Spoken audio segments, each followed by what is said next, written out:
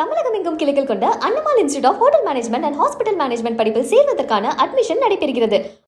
திருப்பூர் மாவட்டம் உடுமலை அருகே இளைஞர்கள் மது அருந்துவதை தட்டி கேட்ட ஆசிரியர் மீது பெட்ரோல் ஊற்றி கொள்ள முயற்சித்த சம்பவம் அதிர்ச்சியை ஏற்படுத்தியுள்ளது.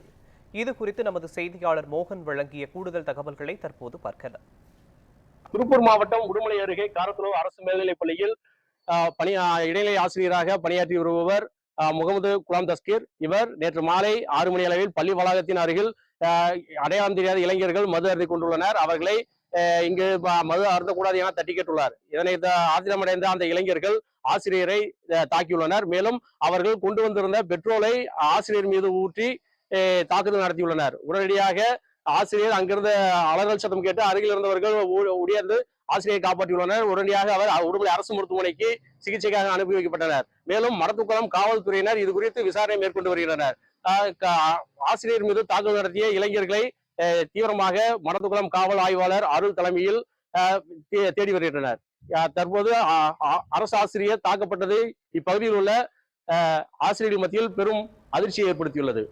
மோகன், நியூஸ் 7 தமிழ், உடுமலை.